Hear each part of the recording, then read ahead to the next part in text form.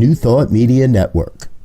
We are a global broadcast network of positive music, media, and entertainment, inspiring humanity's evolution along the journey of enlightenment and creating a world of love, peace, empowerment, and prosperity for all.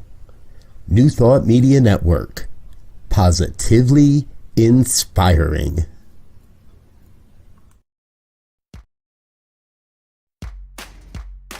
Welcome to Ministers Talking a weekly program where Rev Briz and Rev Z and their guests chat about current affairs, world events, spiritual principles, and any old they want to talk about. Based on the New Thought philosophy and ancient wisdoms, Ministers Talking shares a visionary perspective of the evolving spiral called spiritual living. Join us each week as we explore the emerging paradigm of life on planet Earth and beyond.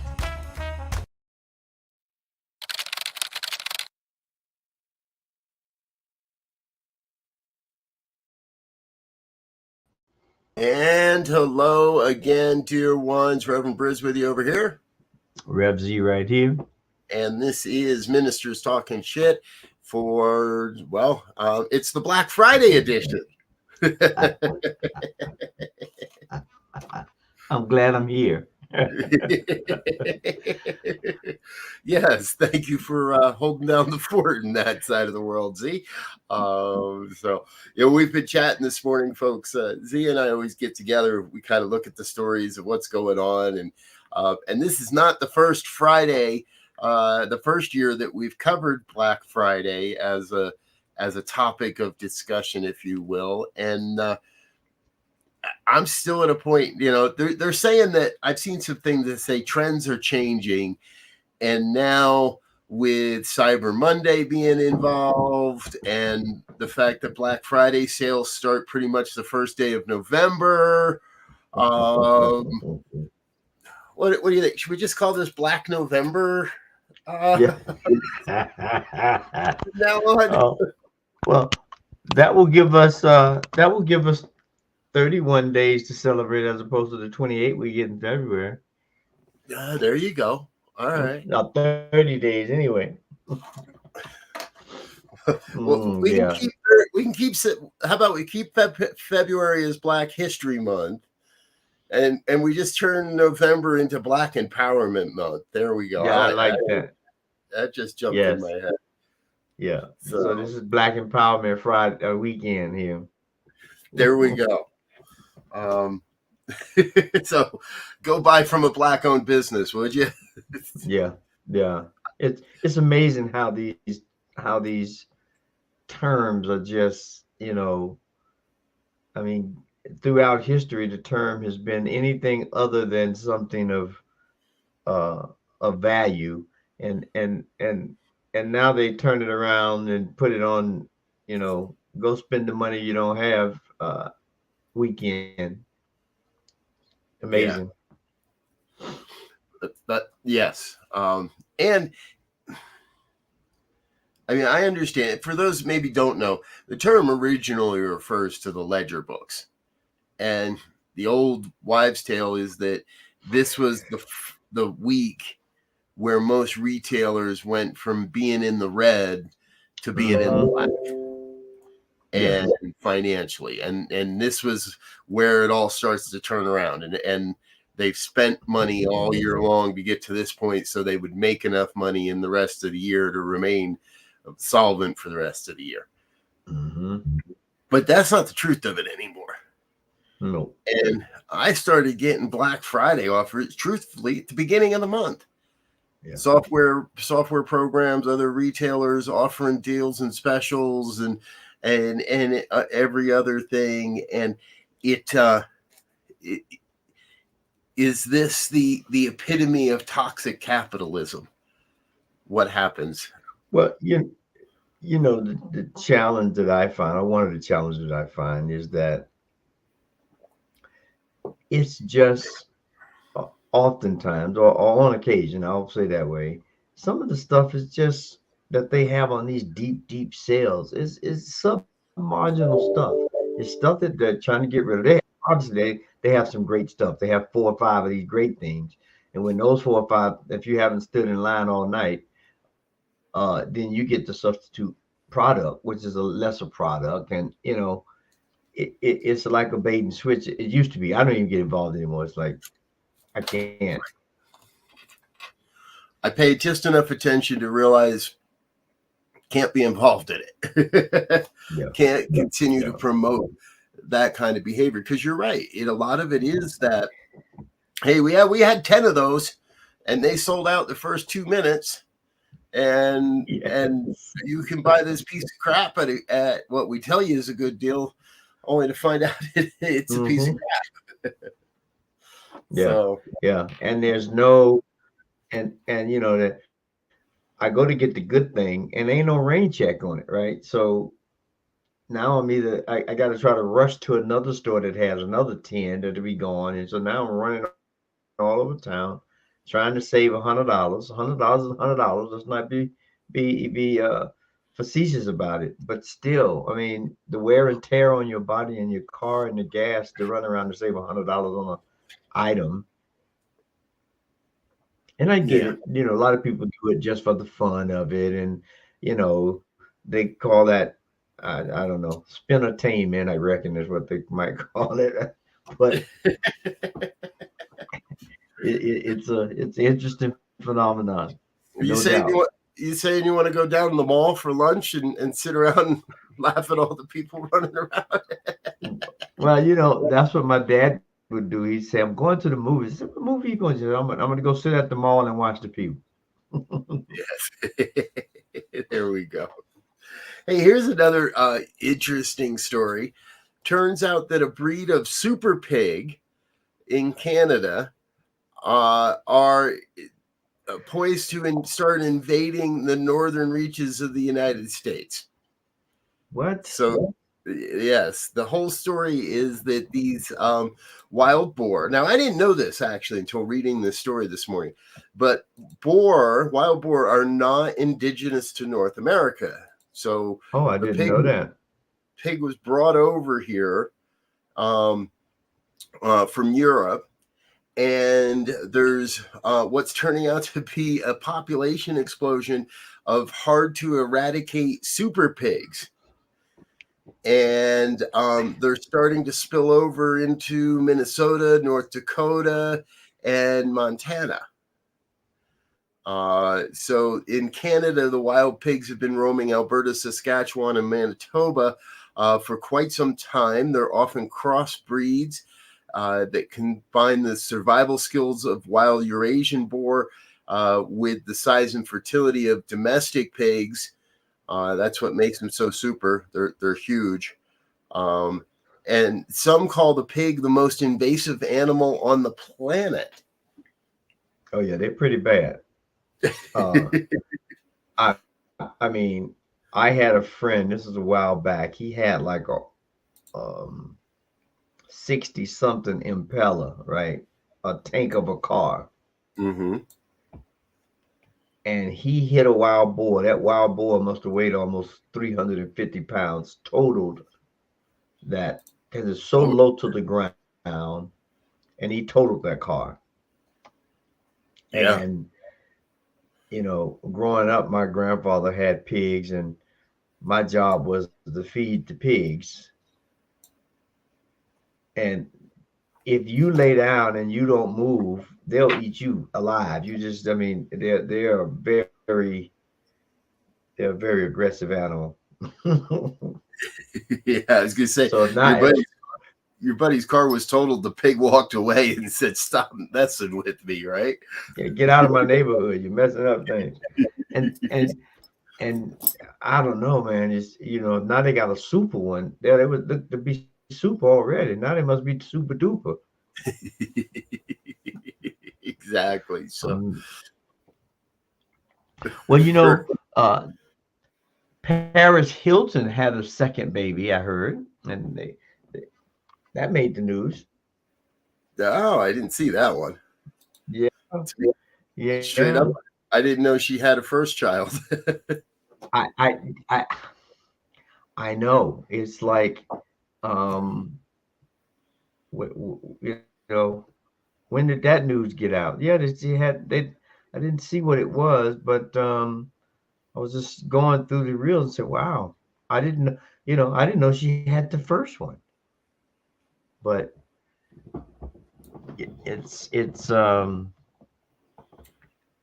it's sad. We talked about this before when the news when our news, here it is. Paris Hilton confirms she's welcomed a daughter named London in surprise announcement. Hmm. Um, the interesting thing about Paris, she's definitely transformed herself from when she was younger, which is an interesting testimony or testament to the evolution of life, right? Um, because when she was a wild child, um, she was on the pages all the time, and now, they report her daughter's birth. Yep. What a concept! And someday her daughter's going to find those pictures. Yeah. Those Yeah, old. those old pictures, her and Nicole Richie. Um, and but the interesting thing about that, in terms of news cycles, right, is as long as they can get mileage out of self-deprecation or anything like that, they run it to the hill. Now I'm sure right now as a full-grown adult, she's doing some amazing things, and she was always a smart girl, from what I understand. She played the blonde stereotype, and we know financially she's stacked. But now when they start doing things of merit, if you will, no coverage. Like most people still talk about Kardashian, right? But I don't know how many people know that she finished law school, and I think she recently passed the bar. Uh, Mm, no small feat, right? But no. you know, they only talk about um, Kim Kardashian and her folly with the other guy, but Kim Kardashian has definitely finished law school. I'm not sure where she went. Um, and but it's to go to finish law school, and Kim Kardashian definitely thinks she finished, is a lot. Right. Oh yeah, absolutely. Well, and it kind of hits me with so they've all these star influencers are now uh turning and looking at the example that is Taylor Swift, right? And Mm-hmm. I understand that she and Travis Kelce made an announcement this past week that they are getting married, and the two of them are now engaged. And I would forget where the conversation was, but somebody was kind of maligning Taylor, and I thought, dude, you don't understand. She's a billionaire now. Yeah. Oh, well, no. Smart lady, taking care of people, an inspiration to women and young girls across the planet, and and we still think the biggest fact of the story is that she's hooking up with a football player, Mm-hmm. Yeah. Right. right? Who's It's like, also very wealthy and accomplished, and not that wealth is everything, but and I stand corrected. Kim Kardashian didn't get a law. She was in a program, a law apprentice program for her, for the work she does with freeing wrongly incarcerated individuals. okay, But she's helped get a few of those out. But you don't hear no, much about that. right, exactly. What we hear is the flash and the glitz, and I didn't read the story, but I guess Dolly Parton made a big splash this weekend because she showed up wearing a Dallas Cowboy cheerleader's outfit to a football game. Yeah. And it's like, will we as humans ever kind of transcend that piece that says it's all about your looks. Yeah. And especially for women. Yeah. It's a tough place to contemplate. I would love to see us. We talk about equality, and I'm not trying to malign any one group, but as a society, a society as a whole, we talk a lot about equality, but we don't necessarily live it. No. So, yeah, and I was just gonna say the big thing about Dolly, she was in the cheerleader suit, and she's 77 years old, and so everybody's like, ooh, oh look, the woman has cleavage, like, yeah, again, all the stereotypes, right? Right. So does the mainstream media simply play to that lowest common denominator and say, okay, what's going to sell with the 17-year-olds? Yeah. I mean, it's interesting. I think that, for example, there's a story that came out yesterday or this morning on Oscar Pistorius, the guy they used to call the Blade Runner, who ran the Olympics for Paralympics. He killed his girlfriend. 10 years later, he just got parole. Well, he'll be out January 5th. Now, 10 years seemed like, I mean, he was hiding out. He did all these kinds of things, if you remember the story. And so a year, a life is only worth 10 years, I guess. If you're a world-class athlete, if the machine thinks they can make money off your name anymore, I would still be under the jail, not in the jail. I'd still be under the jail. Yeah. It's I agree with you. Like these things, you're found guilty of murder. I don't know. All right. We always believe in that forgiveness piece. We always believe in that you can redeem yourself and reform yourself.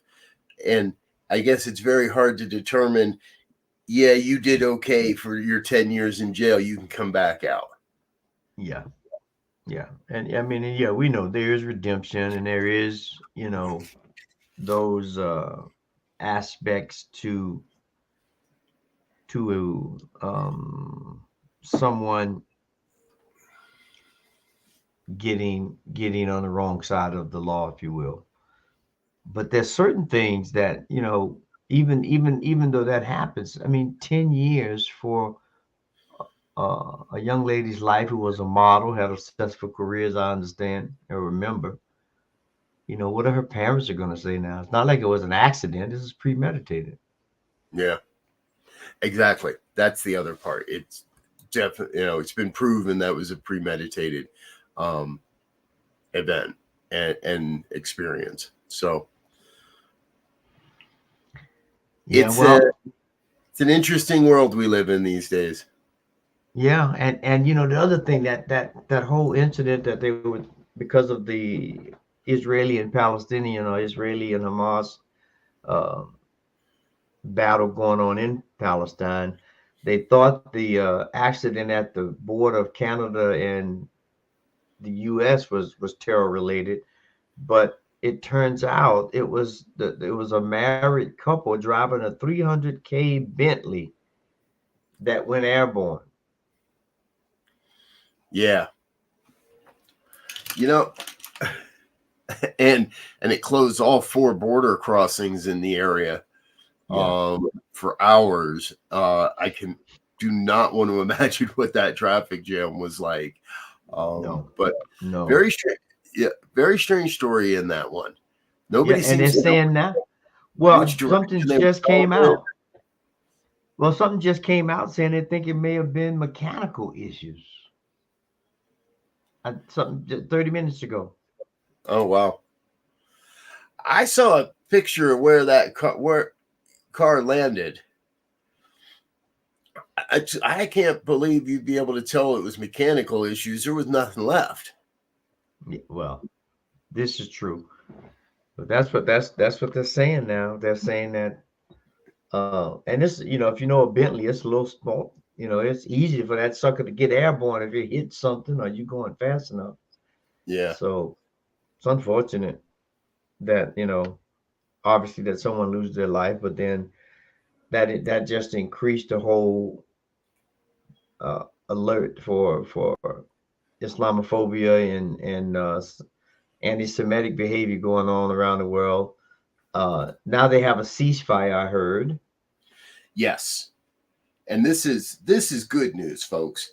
There is a ceasefire. It does appear to be holding, and it does appear that humanitarian aid is getting into Gaza, allowing some of the Palestinian people to take a breath, I guess, because they haven't been able to get out, and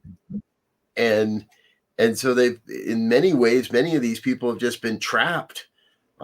I would assume praying and hoping in their own way for an escape hatch, for a way to get out, and now there is a way. So they're allowing people to leave, is my understanding. That's what the reports are showing through mainstream news, and that's another deep and heavy one. It's like the old guard tells us we have to support Israel no matter what. And here in New Thought, we recognize that every life is valuable. Yeah. So I'm happy that the hostages are getting released. Yes. I'm happy that that people are being given a chance to flee this war zone. But I'm still not happy with the people in charge that just keep, on both sides, who just keep thinking that violence is the answer to our global problems. And I don't know when war has ever solved anything. Yeah, almost never. I mean, it winds up being this. It used to be. Let me put it this way: it used to be to-ing and fro-ing, right? We got an imaginary line, so to speak, and we to and fro back and forth. Right. But now these things can go into annihilation. They go into, we are going to destroy you. The trees in your neighborhood, the dogs in your. I mean, they come in with total destruction, and it just sets the stage for more of that to take place in another in another country, in another borderline, in another dispute. Tishua, I hope I'm saying that properly. Tishua, I hope. Economics. Yep.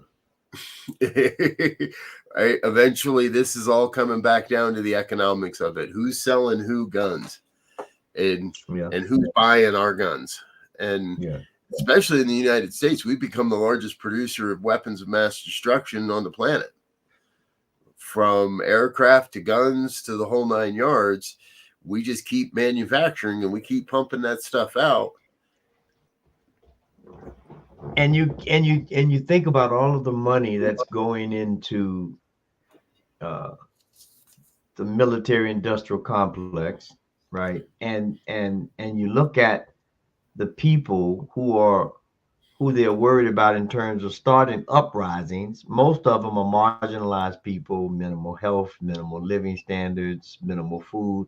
If they took that money and housed people who are in need, some of the conflict, if not all of the conflict, would disappear. Yeah. I mean, if I got into a place where, I was in need, I mean, you back a person or a cat, if they say, into a corner, sooner or later, the cat's coming out. Yep. I mean, let's just be real, and people don't want to look at that realness of it. It's like, something we've said before. We have to begin to make human rights, regardless of race, creed, color, sex, orientation, political affiliation, any of that, human rights has to become the cornerstone of our society, of our global society. And that will allow us to at least better, I believe, set up a system of justice and equity and harmony that allows us to do a whole lot better than we're doing right now. Yes. Amen to that, brother. Amen to that. We look at, I'll rephrase that real quick. Far too many leaders look at things like the economic impact, look at things like the overall gaining of land and resources, totally ignoring the fact that people live there. Yeah. People live there. You guys want a war, take it out into the deserts. There's more than enough deserts in this planet. There's more than enough empty land on this planet. Take your war out to the deserts and fight it, rather than but got to have that land. Got to have the sense of not enoughness. Yeah. That leads world leaders and countries to say, I need more of that.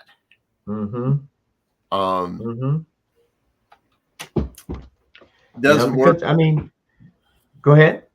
I was just saying, it doesn't seem to be working. No. Again, nobody ever wins a war. There's just those that lose less than the other guy.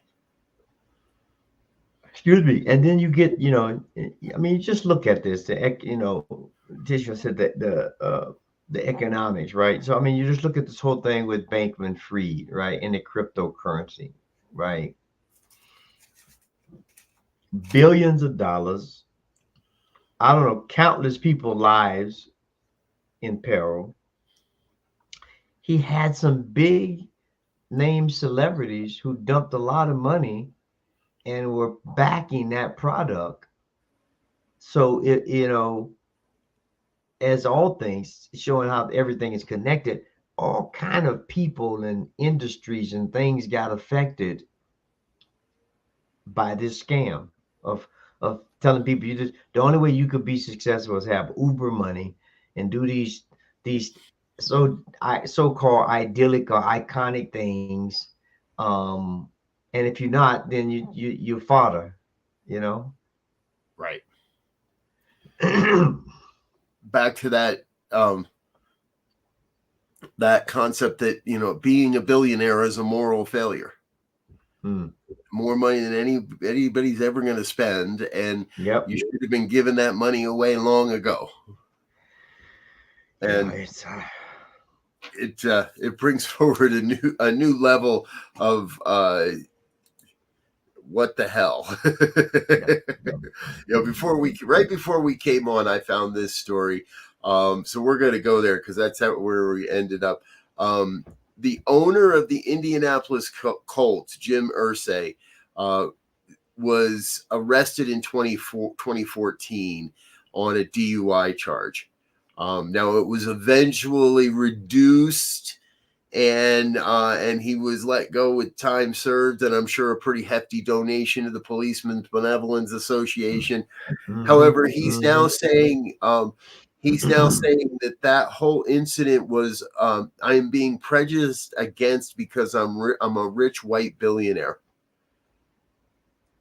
and that if I'm the average guy down the block, they wouldn't be pulling me in on a DUI charge.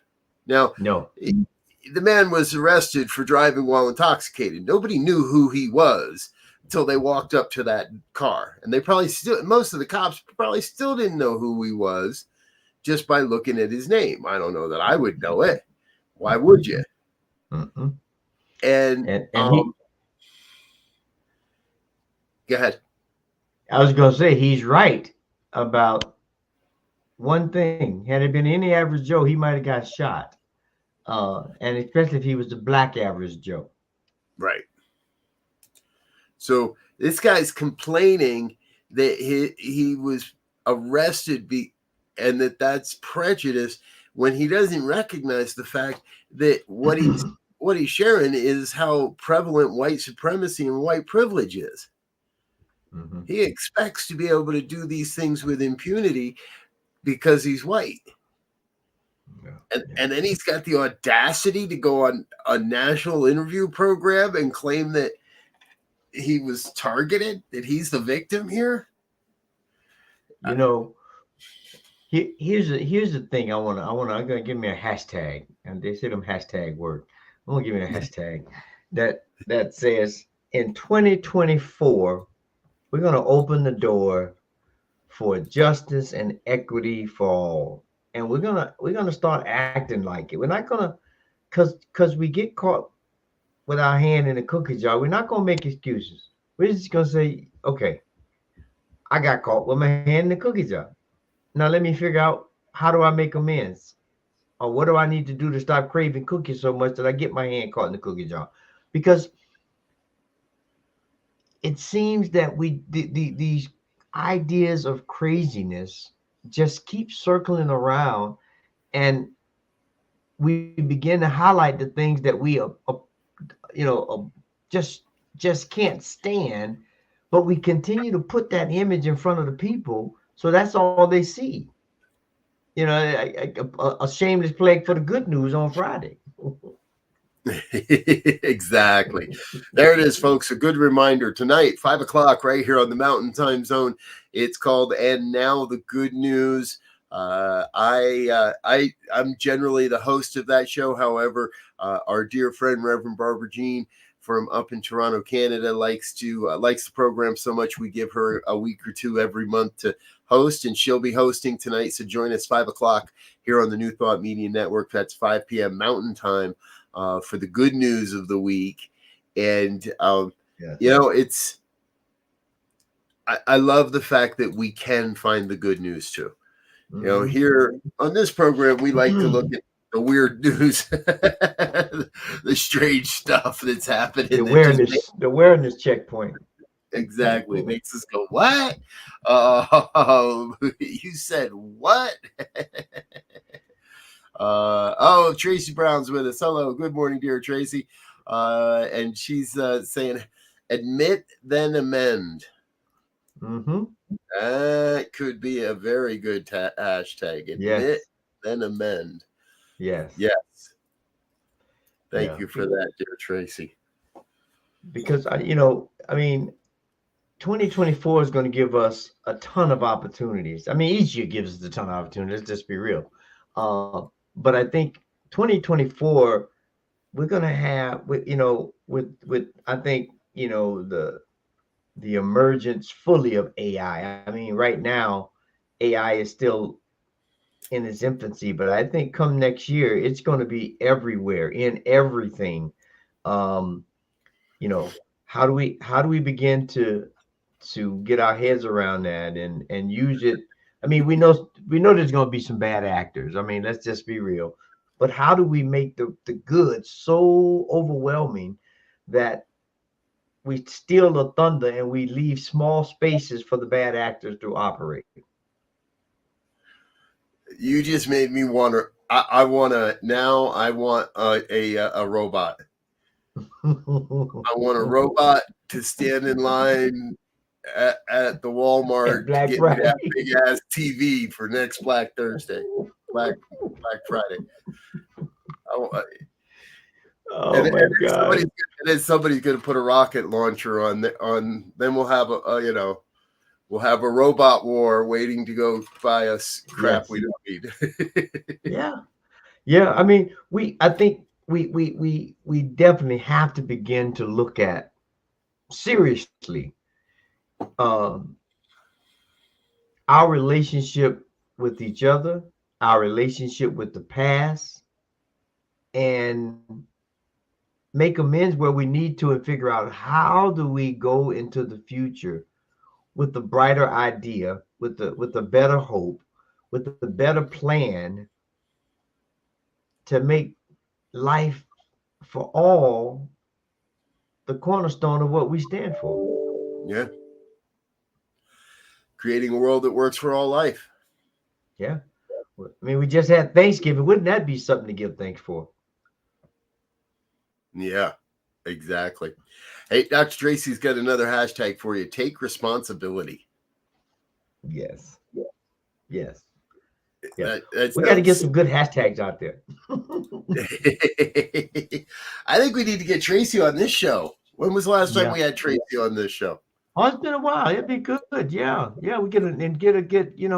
and get something that speaks to news of the future. How do we want to report the news in the future so that we stay informed, but we don't get polarized? Because right now they're using the news as a polarization tool in a lot of ways. Oh yeah. Yeah. Well, there's that toxic capitalism again. Yeah. When it came down to more, right, it really, I can't tell you how many news outlets are running stories on Black Friday that are nothing more than thinly veiled marketing campaigns on who's got the best deals on the best products. Mm-hmm. And yeah, my vision, one of the things I want to see is where a world where we let go of all of that, where none of that is necessary, where everybody understands there's more than enough resources, there's more than enough opportunity, there's food, there's shelter, there's TVs and radios and software programs and game consoles, and there's more than enough of all of that we don't have to be in competition with each other to get the things we desire and still live a comfortable, prosperous life. Mm-hmm. Right now, there's still just way too much, and it's fed to us on a platter at the buffet table every single day.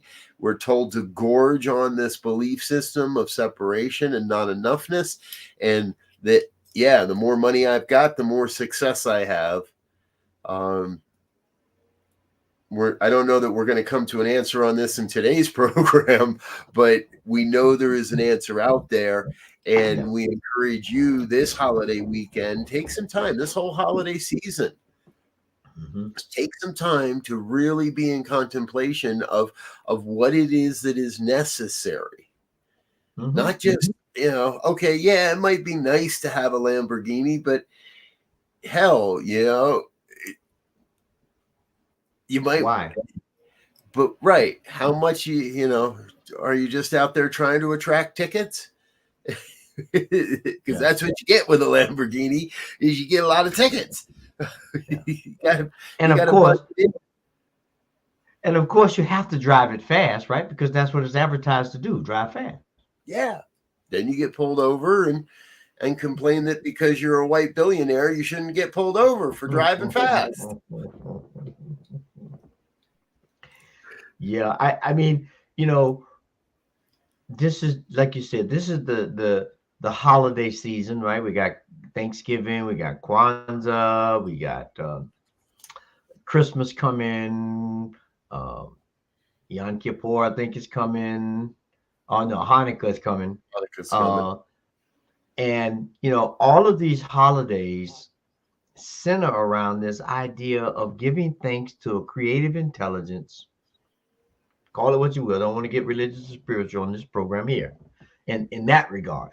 But when we begin to think, what if we took from now to the end of the year to focus on that type of news and energy that says, hey, we can find a way out of any situation we find ourselves in. We have enough technology, enough people, enough passion, enough this to resolve these issues without subjugating somebody or something to make myself look more important or to lessen someone else's ability to be whole, if that makes sense. I mean, I had a moment yesterday on the Thanksgiving, just thinking about life and, friends and people who passed away. And I'm thinking, there's got to be more to life than just eating a turkey. Yeah. Yeah. I had Cornish hen anyway, but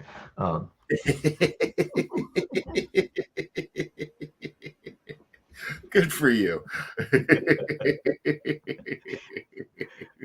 God. I love it. So, yes, I love that we're here in this part of the year. I always love this part of the year because number one, there's so many good excuses to just, blow off work and do what. And if we take time to really invest in our own understanding, Mm-hmm. and if we take time to invest in a vision, understanding a vision that's so much bigger than any one of us, I believe we come to that which is really ours to do, that which is Mm-hmm. which our individual soul is elected to accomplish while we're here. And I write a lot about, our life. We have a mission in life, but we have a soul's purpose as well. Yes. And our soul accomplishes that purpose by the various missions we accomplish in the human life. And so whether that's supporting the unhoused, working at a food kitchen, or whether that's creating a blanket drive, or whether that's just handing out some socks and underwear to those that are unhoused, or no matter where or no matter how, there is a way in the next 6 weeks to be a beneficial presence on the planet. Yeah. Rather than just how can I make more money before the year ends, and how can I set up to make more money than anybody else. Rampant toxic capitalism, it just, I think it's time for us to heal that. Yeah. Yeah. I think it was when the emergence of the millennial generation that in the 80s, whoever that was, the person who has the most toys wins. Well, that same idea is presented now. It's just morphed into, look, I am who I am because of all the toys I got, and if you don't have these toys, you don't matter. And so let's go look at Thanksgiving and really give some thanks. Let's go look at Hanukkah and Christmas and Kwanzaa. These ideas of traditional community building and ideas of looking for high aspiration and looking for a way to turn your life actions into this shining star, this big trophy. I don't need to just look at my life and say that is the trophy right there. Yep. Can we look back and say it was a life well lived? Yes. When each of us comes to that day, that's the definition of success. Because we talk about you can't take it with you, but again, and it does very little good to just leave it to the next generation. We've got to do good with what we've got while we've got it. And if you have money, do good with the money. And if you don't have money, do good with your hands, with your heart. There, it's a wonderful thing when it happens. Maybe that's the hashtag. Just do good. Yes. Hashtag just do good. Just go out and do good. I like that. However, folks, we are just about out of time here on Ministers Talking Shit for this Friday. So we want to thank you for being with us. Encourage you to go out and do some good this weekend, that's this coming holiday month, and just do some good. We're going to be back again next Friday with more of Ministers Talking Shit. However, for the rest of today, we do have our full programming coming up in just a few moments. Sekou Writes with Be Your Own Hero. Morning prayers are at 8:15. Morning sip with Rev Melissa at 8:30. 9 o'clock starts our Spanish language programming, including Spanish language prayers at 9:30. Later today, Practicing Infinite Possibilities with Lindsay Leinbach at 10 a.m. The Joy Show with Reverend Barbara Jean is at 1, and she will be the guest host for the good news this evening at 5. Reverend Michael Mangus will be with us for the fireside chat at 6. We wrap it all up with our evening prayers. A big thank you to everyone that's been with us today. Dr. Tracy Brown, thank you so much. Wayne Baldwin, good to see you, brother. Tishua, glad you're with us. Please come back and join us again sometime. Lori Carlson, I see you've been with us today. Anyone I might have missed, or if you're watching on a replay, please drop a chat in the chat box. Let us know you're with us and a part of what we're doing here on New Thought Media Network. Z, thanks for being here this morning, my brother. Hey, glad to be here, man. You know, I'm really in that contemplative Thanksgiving mode. So being here to bring some news and then shine some light on it in terms of how do we transform this into something better is always a pleasure. Absolutely. All right, folks, we're out of here for now. Until next time, we wish you peace and richest blessings. Bye now.